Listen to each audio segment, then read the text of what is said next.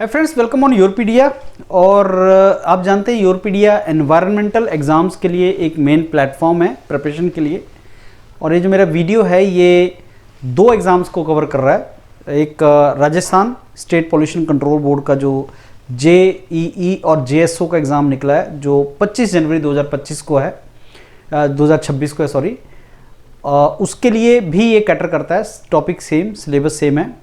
और जो जम्मू एंड कश्मीर का ये जो एग्ज़ाम है आपका फील्ड असिस्टेंट, जो मिनिस्ट्री आपकी फॉरेस्ट इकोलॉजी एनवायरनमेंट की मिनिस्ट्री है वो करवा रही है, उसके लिए भी सेम टॉपिक है। And topic environmental general knowledge का पार्ट बोल सकते हैं, एनवायरमेंटल जीके का पार्ट बोल सकते हैं, जिसमें रेडिएशन और एनर्जी बैलेंस बहुत ही इंपॉर्टेंट टॉपिक है। रेडिएशंस, जब सन से आपकी अल्ट्रावायलेट रेडिएशंस आती हैं A, B, C कैटेगरी की, फिर वो अर्थ के ऊपर एब्जॉर्ब होती हैं और एनर्जी बैलेंस होता है, कुछ अर्थ में एब्जॉर्ब हो जाती हैं, कुछ रिफ्लेक्ट हो जाती हैं। And then infrared radiations and then that leads to global warming. So ozone layer, ultraviolet radiation, types of ultraviolet radiation, ozone depleting substance, infrared radiations, electromagnetic spectrum, ये सारे क्वेश्चंस प्लस रेडिएशंस का कुछ laws physics के जो हम बाकी जगह पे कवर कर चुके हैं, displacement law, Wien's displacement law, Boltzmann Stefan's law, वो बाकी जगह पे कवर कर चुके हैं। And then energy balance of earth, that what percentage of solar energy earth के ऊपर वो एब्जॉर्ब हो जाएगी, कितनी चली जाएगी, उससे रिलेटेड डॉक्यूमेंट है।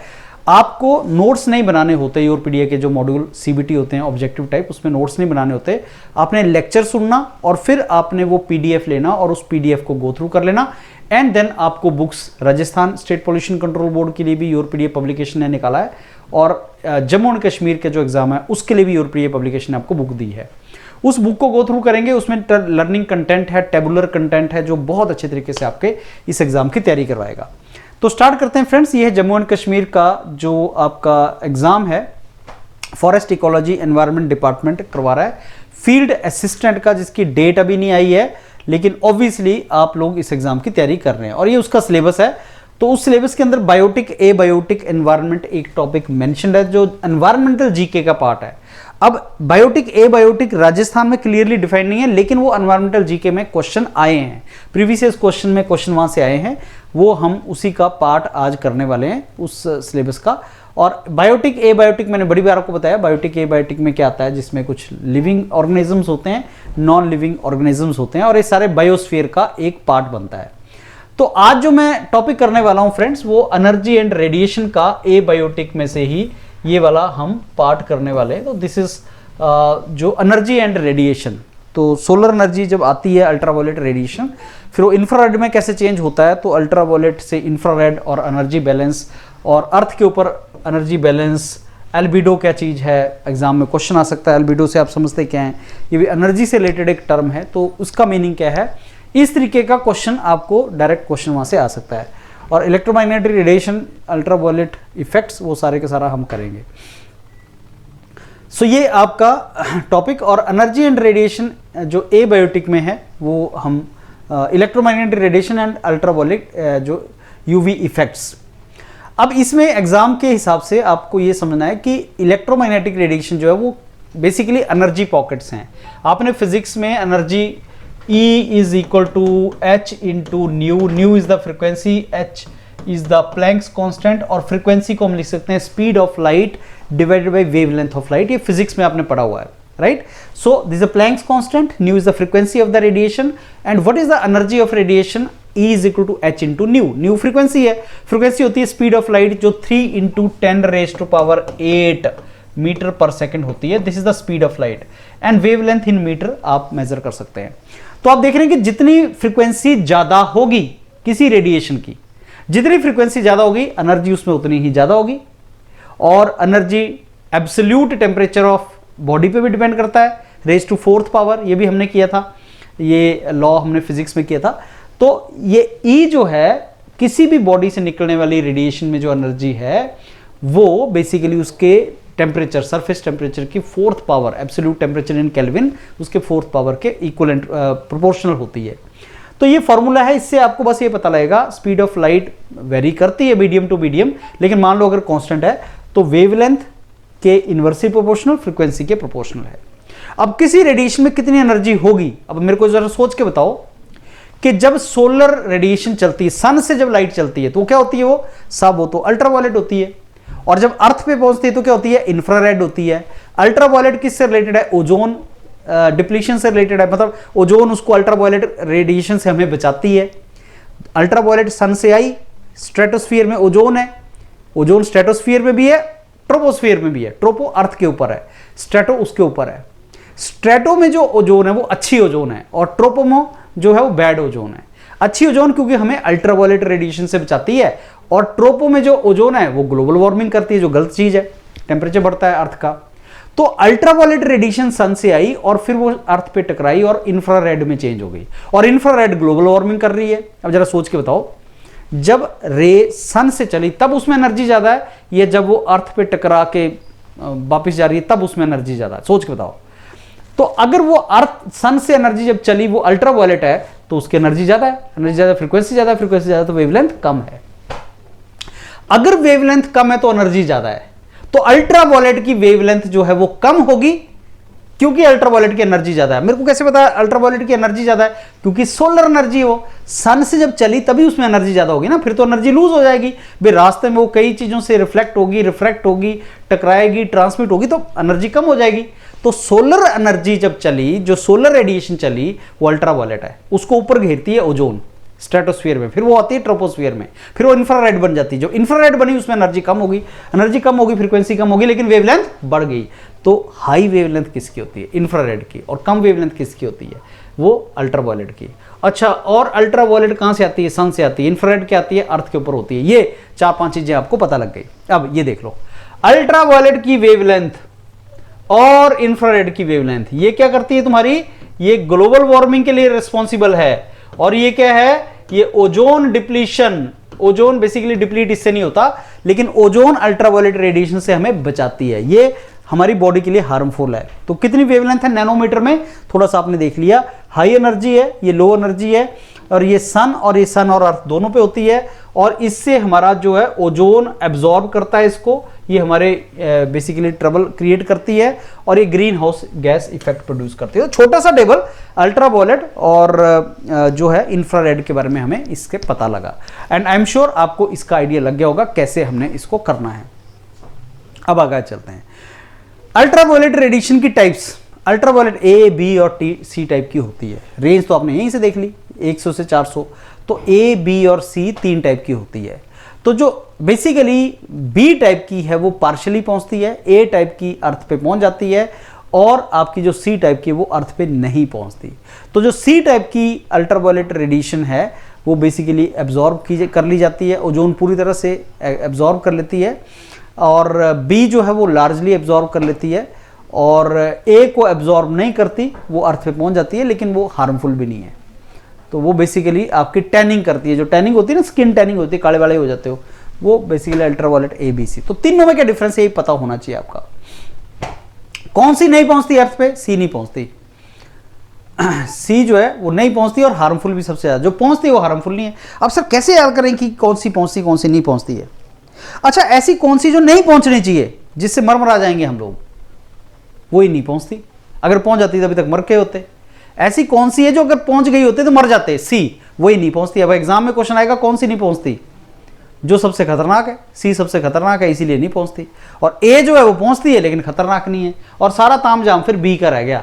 एक खतरनाक नहीं है, कोई बात नहीं, पहुंचने दो, टैनिंग हो जाएगा। एक है जो खतरनाक है, पहुंचनी नहीं चाहिए, तो उसको रोक लो, फिर बच गई बी, जो पहुंचती भी है, रोक की भी जाती है, तो सारा तामझाम बी का है। तो ozone, molecular oxygen, nitrogen, oxygen nitrogen तो एयर में है ही ना सबसे ज्यादा, तो ये सी जो है इसको पूरी तरह से एब्जॉर्ब कर लिया जाता है, राइट। अपर स्ट्रेटोस्फीयर में इसको ओजोन जो है वो रोक लेती है। अब ये थोड़ी सी मैप्स हैं जो आपने डायग्राम्स देखनी है, इलेक्ट्रोमैग्नेटिक रेडिएशंस। तो आप गामा से स्टार्ट करोगे, सबसे ज्यादा एनर्जी गामा में है, गामा एक्स। सर कैसे पता लगेगा गामा और एक्स में एनर्जी ज्यादा है? आपको कभी डॉक्टर ने एक्सरे रूम में जाने से रोका है? मतलब प्रेग्नेंट लेडीज को नहीं जाना है, हार्मफुल हो सकती है, एक्सरे हार्मफुल होता है, तो ऐसे नहीं करवाते रहते एक्सरे, बच्चों का एक्सरे, प्रेग्नेंट वुमन का एक्सरे नहीं करवाते, क्योंकि एनर्जी ज़्यादा होती है, इसमें फ्रीक्वेंसी ज़्यादा होती है, पियर्स कर जाती है बॉडी को, पियर्स कर जाती है। अगर एनर्जी ज़्यादा है तभी तो पियर्स कर रही है। कौन सी पियर्स करेगी? एक्सरे तो आपने करवाया है, कईयों का देखा है आपने एक्सरे, बॉडी के अंदर घुस के वो चला जाता है, वो देखता है, फिर उसको पियर्स करती है। तो गामा एक्सरे बहुत ही ज़्यादा एनर्जी वाली हैं। ये तो रेडियो आ गए यार, ये कहाँ का हार्मफुल है? FM AM रेडियो वेव्स है ना, तो ये हार्मफुल नहीं है। लेकिन इसमें विजिबल जो हमें दिखती हैं, विजिबल की रेंज क्या है? 400 से लेके 700 नैनोमीटर, 400 नैनोमीटर से 700 नैनोमीटर वेवलेंथ ये आपका विजिबल का है। और विजिबल में भी आप जानते हैं विबग्योर, आपने सुना हुआ विबग्योर, वॉयलेट, इंडिगो, वो जो आपके टर्म्स है ना विबग्योर, ये देखो VIBGYOR, ये रेड, ये वॉयलेट, राइट। तो विबग्योर ये रेड है। अब रेड की एनर्जी कम है लेकिन वॉयलेट की एनर्जी ज्यादा है, क्योंकि फ्रीक्वेंसी इस तरफ ज्यादा है। ये रेड आ गया, ये विजिबल लाइट है ऐसे, तो सारी की सारी विजिबल लाइट है। तो ये आपने थोड़ा सा फ्रीक्वेंसी, ये आपका जो है वेवलेंथ आपने याद रखना है। और इसी तरीके से नीचे आपको इसका थोड़ा सा एक और डायग्राम के थ्रू भी मैं दिखा रहा हूँ। एक और डायग्राम में आप ये भी देख सकते हैं कि अर्थ का जो रेडियो वेव्स है उनकी वेवलेंथ कितनी है, माइक्रोवेव्स, ये वेवलेंथ भी दे रखी है और साइज भी दे रखा है, कौन सा साइज किसके बराबर है वो भी थोड़ा सा दे रखा है। तो इसको डिटेल में थोड़ा सा देख लेना, और आपने फ्रीक्वेंसी भी थोड़ा सा याद रखनी है। ये एक और डायग्राम उसी के थ्रू जिसमें आपको वेवलेंथ दे रखी है। तो इंफ्रारेड रेडिएशन किस रेंज में, अल्ट्रावायलेट किस में, ये ग्लोबल वार्मिंग है, और ये आपका जो ओजोन पकड़ती है अल्ट्रावायलेट। तो ये थोड़ा सा आपको रेडिएशंस का आइडिया, उनकी फ्रीक्वेंसी का आइडिया। ओजोन लेयर ट्रोपोस्फीयर जो 10 किलोमीटर तक है। माउंटेन एवरेस्ट की हाइट कितनी है? 8848 मीटर, 8.8 किलोमीटर। तो सारे के सारा माउंट एवरेस्ट तक, या जहाज जो ट्रेवल करता है ना, जो आपका हवाई जहाज की जो हाइट होती है मैक्सिमम, वो ये होती है। मान लो ये हवाई जहाज है, अगर मैंने ढंग से बना पाया हूं तो ये हवाई जहाज आपका 10 किलोमीटर मैक्सिमम हाइट तक चलता है। तो ये मान लो ट्रोपोस्फियर बेसिकली 10 किलोमीटर तक है, जिसमें सारे का सारा एयर है, जिसमें हवाई जहाज या हम रहते हैं। उसके ऊपर स्ट्रेटोस्फियर है। तो गुड ओजोन 10 से 50 किलोमीटर स्ट्रेटोस्फियर पे ये ओजोन लेयर दिख रही है आपको। ये आपकी ट्रोपोस्फियर में जो ओजोन है वो ग्लोबल वार्मिंग करती है, ये आपको पता लग गया। 100% अल्ट्रावायलेट सी को एब्जॉर्व कर लेती है, बी को 90% एब्जॉर्व कर लेती है, ए का इसको टेंशन नहीं है, ए से कोई ट्रबल नहीं होता है, तो ऐसा कर लेती है। ओजोन डिप्लीटिंग सब्सटेंस कैसे हैं? क्लोरोफ्लोरोकार्बन, हाइड्रोक्लोरोफ्लोरोकार्बन, हेलोन्स, ये ओजोन को खा जाते हैं, डिप्लीटिंग सब्सटेंस है, तो ये डिप्लीट कर जाते हैं। और डिप्लीशन की वजह से अल्ट्रावायलेट बी को झगड़ा आता है। तो अल्ट्रावायलेट रेडिएशन हमारी स्किन पे लगेगी, इससे हमें स्किन कैंसर होता है। ये सारा झगड़ा अल्ट्रावायलेट बी के लिए है। सी को तो आने नहीं देती वो, तो सी तो हटा ही दो, अगर आ गई तो मर जाएंगे। ए से कोई खतरा नहीं है, टैनिंग ही होना है, कोई बात नहीं है। तो बी कौन सी ऐसी अल्ट्रावायलेट रेडिएशन है जिसके लिए ओजोन हमें प्रोटेक्ट कर रही होती है, और जो नहीं आनी चाहिए, जो आ जाती है लेकिन नहीं आनी चाहिए, अगर ओजोन होल क्रिएट हो गया तो वो ज़्यादा बढ़ जाएगी, वो बी है। तो बेसिकली डिप्लीशन अगर होगा तो उससे अल्ट्रावायलेट बी एक्सपोजर बढ़ जाता है।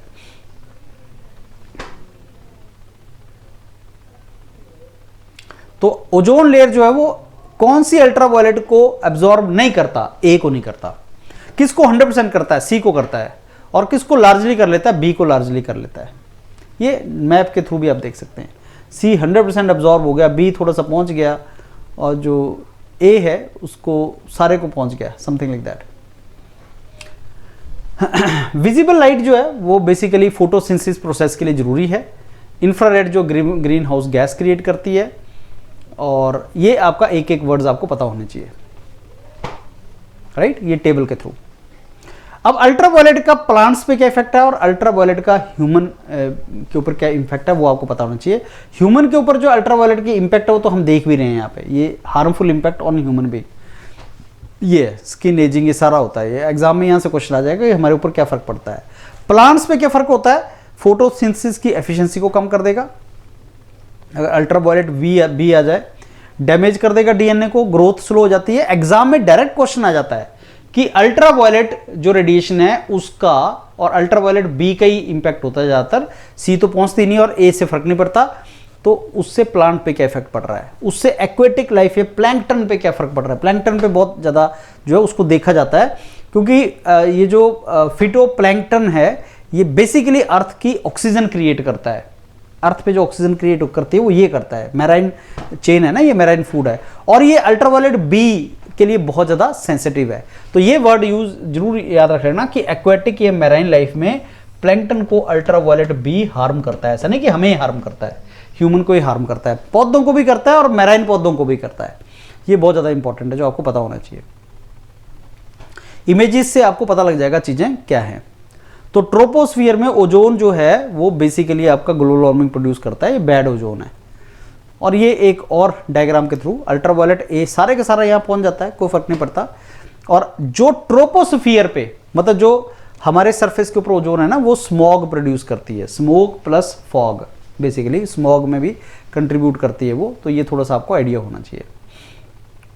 अब आते हैं energy balance of earth. Energy balance of अर्थ में इक्विलिब्रियम होता है इनकमिंग सोलर रेडिएशन का और आउटगोइंग टेरेस्ट्रियल रेडिएशन। इंफ्रारेड है वो। टेरेस्ट्रियल मींस सरफेस, अर्थ के ऊपर, अर्थ के सरफेस से जो रेडिएशन बाहर जाती है वो इंफ्रारेड है, जो आती है वो अल्ट्रावायलेट है, उसी का बैलेंस।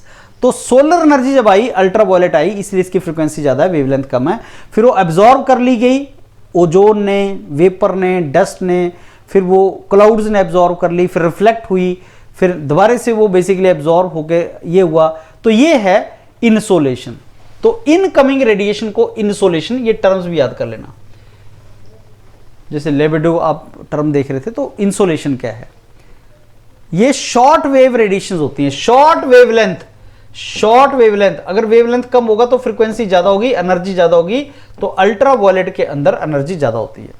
तो सोलर रेडिएशन जो आती हैं वो बेसिकली विजिबल लाइट इतनी होती है, इंफ्रारेड इतनी होती है, अल्ट्रावायलेट इतनी होती है। सारी जो रेडिएशन है वो अर्थ के सरफेस पे नहीं पहुंचती।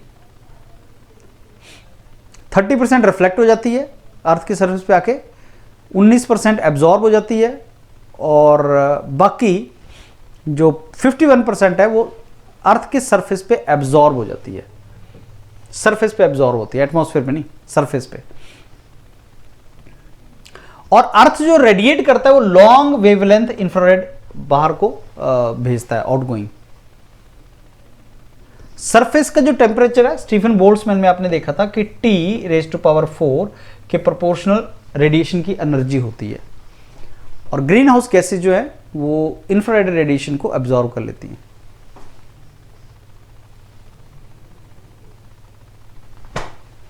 So green house gas effect है क्या? कुछ ऐसी ग्रीन हाउस इफेक्ट है जो लाइफ के लिए अच्छा भी। ग्रीन हाउस गैसेस के नाम याद कर लेना: carbon dioxide, methane, N2O, H2O, vapour जिसको बोलते हैं वाटर वेपर, ओजोन, ये ग्रीन हाउस गैसेस की कैटेगरी में आती हैं। और ये इंफ्रारेड रेडिएशन को एब्जॉर्ब कर लेती हैं जो बाहर जारी होती हैं, इंफ्रारेड रेडिएशंस। और एवरेज के अर्थ का जो एवरेज टेम्परेचर है बेसिकली वो 14-15 डिग्री सेंटीग्रेड इसीलिए रहता है। अदरवाइज अगर ये ग्लोबल ग्रीन हाउस गैसेज ना हो तो अर्थ का जो टेम्परेचर है वो -18 डिग्री सेंटीग्रेड हो जाएगा। ये ग्रीन हाउस गैसेज ही हैं जो अर्थ के टेम्परेचर को 15 डिग्री 14 डिग्री सेंटीग्रेड के आसपास रखती हैं, एवरेज टेम्परेचर है, लेकिन बढ़ना भी नहीं चाहिए। अब ह्यूमन बीइंग जो फॉसिल फ्यूल्स बर्न करता है, डिफॉरेस्टेशन वगैरह जो करता है, ग्लोबल वार्मिंग उससे बढ़ती है, उससे टेम्परेचर बढ़ जाता है। तो कार्बन डाइऑक्साइड ज़्यादा निकलेगी तो ऑब्वियसली वो बढ़ेगा। तो मैक्सिमम जो रेडिएशंस है अर्थ, जो सन से आने वाली रेडिएशंस हैं, उनका 50% एब्जॉर्ब कौन कर रहा है? अर्थ का सरफेस, एटमॉस्फेयर नहीं, अर्थ का सरफेस एब्जॉर्ब कर रहा है। ये most radiation is absorb by earth surface and warms it. बाकी कुछ एटमॉस्फेयर में जा रही है। So this diagram is showing you that maximum 51% is absorb by earth surface.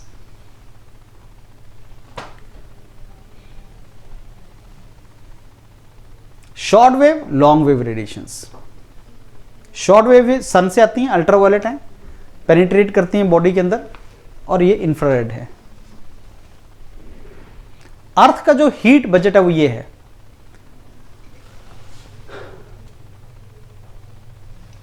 Maximum जो है, एग्जाम में क्वेश्चन आएगा, जो एनर्जी आ रही है मैक्सिमम कहां जा रही है? सरफेस पे 51%, फॉलोड बाई जो रिफ्लेक्ट हो गई। तो एल्बिडो जो टर्म है वो किसको बोलते हैं? Albedo. Albedo is that energy component which gets reflected, total reflected by surface and reflected by this together is 30%. So what is albedo? Albedo is the reflected part, that is 30%। उसमें से atmosphere and cloud reflect 26%, surface reflect 4%, right. And absorb by surface is 51%, that is maximum. ये है balance.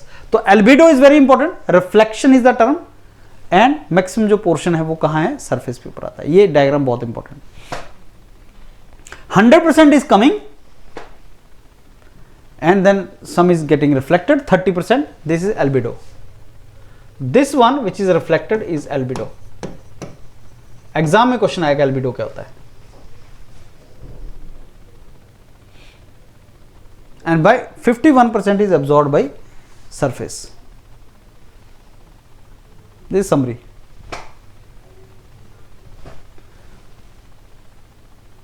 Now these are the questions. Question जो है इन्हीं में से बनाए गए हैं, आप इनको रिवीजन करना फ्रेंड्स।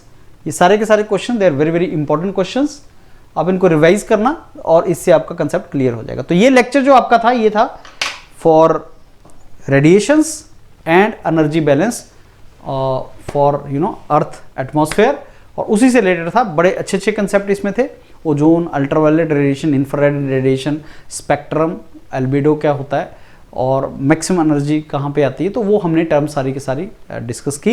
इसको रिवाइज करो, इसमें से एग्जाम में क्वेश्चन आते हैं। Thank you.